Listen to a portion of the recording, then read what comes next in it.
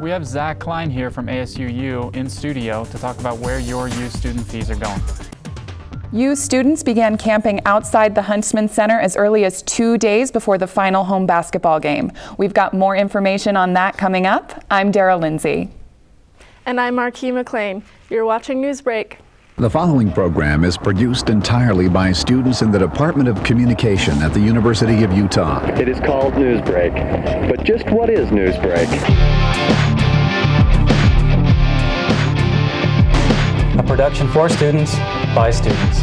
For 43 years this year as of 2015. I'm going from stage to stage. For everybody, welcome to a brand new semester of NewsBreak.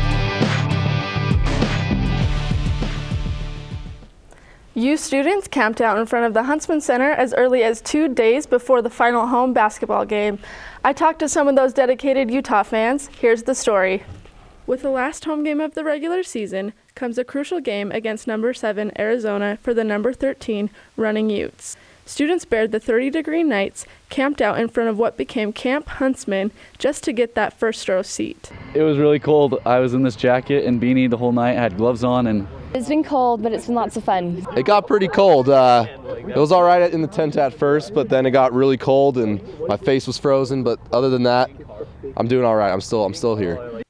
Not only are they trying to stay warm, but entertained as well. Gosh, so we got like 8 guys in one tent. That's always the best. And then we got 4 or 5 more tents here. 2 days before the game. It's been rough so far, but we're gonna get it going. It's gonna be worth it. Freshman student Caitlin Morgan has been to games with her family before, but loves coming as a MUS member this year. I love being in the student section. There's so much energy and it's such a fun environment. Coach Kristowiak even personally thanked the MUS for being an effective distraction to our opponents this season. I know when Coach K first came here, he was like begging people to come to the game, and pretty much anybody would get a free pizza that would come to the game. And now it's just people are fighting for those lower bowl seats, so it's pretty impressive. The university is now hoping to see the program grow continually in a positive direction. Reporting for NewsBreak, I'm Marquis McLean. Thanks for the story, Marquis. It was a good game, a disappointing loss though. I'm here with Zach Klein from ASUU, the Vice Chair of Special Events. So, how are you doing, Zach? Doing well, Matt. How are you? Good. How do you, what does your department do as Vice Chair? So, as Vice Chair of Special Events, we have a little bit of flexibility. We can bring in speakers, we can have events such as zombie tag, and we even have games on the green. Yeah, so, like what other, do you have any events coming up? So we have Game on the Hardwood, which is going to showcase the final basketball game of the regular season. It'll be this Saturday from 2:30 to 5:30 p.m. in the Union Theater. So I understand you also do like Red Fest and the Grand Kerfuffle. So what's the process of getting people into the? So the process with that is basically that at the beginning of the year, they sit down, and this is the chair and vice chair, and they kind of discuss some ideas for artists.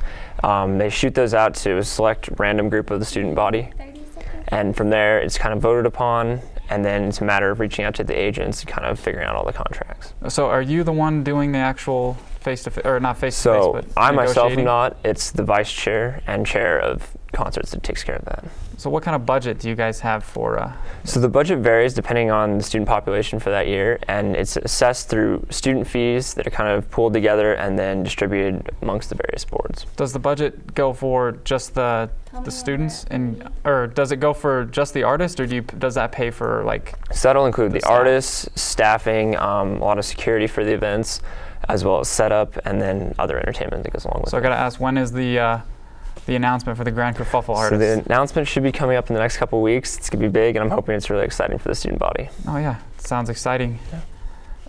30 seconds yet?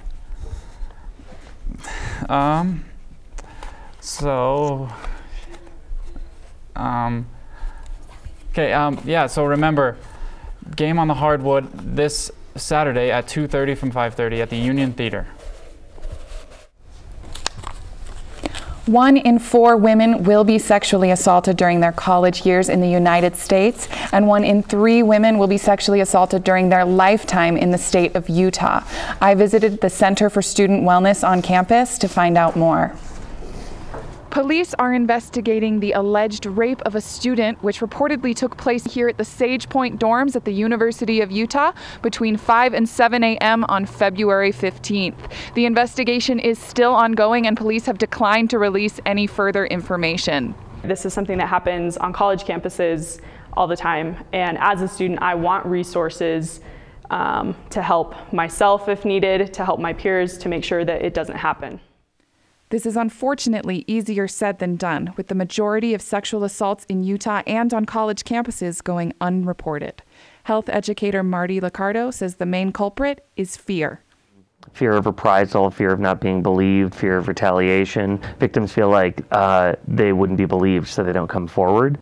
This begs the question, why aren't victims being believed?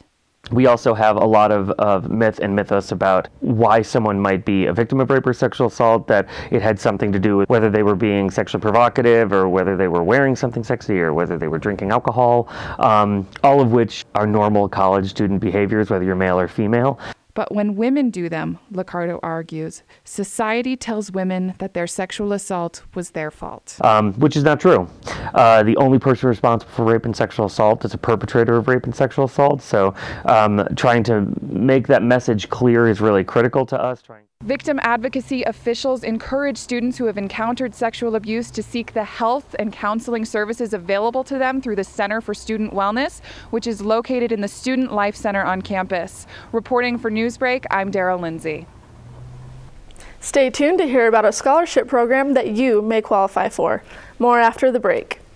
The University of Utah's Communication Department offers innovative and hands-on courses to help you gain the experience to reach your future career goals, such as NewsBreak, taught by Mitch Sears.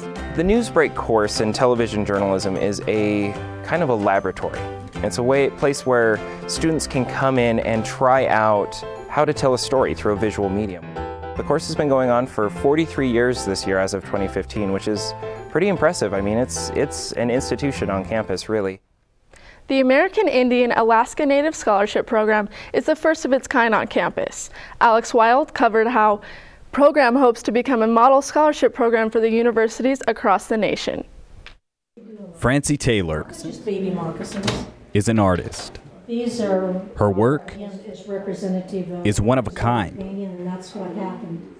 On display here at the American Indian Resource Center, where she's also the director. With the Office of Equity and Diversity, Francie is trying to create something that's one of a kind on campus, the American Indian Alaska Native Scholarship Program. There is a concept that all American Indians are given a free college education, which is absolutely untrue. This misconception is often heard from students she's had in American Indian studies. The reality? Well, across the nation, American Indian, Native American enrollment and completion in universities has been falling. Taylor says percentages in completion of college hasn't changed since the 1970s and 80s.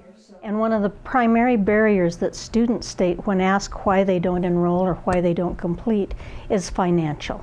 A new scholarship program, which will be the first of its kind on campus, hopes to alter these realities. The ultimate goal of the program is to be able to allocate full-ride scholarship. But funding isn't the only goal. The new program aims to recruit students from American Indian communities, prepare them for college, facilitate their completion, then serve as mentors to a new generation of American Indian scholars.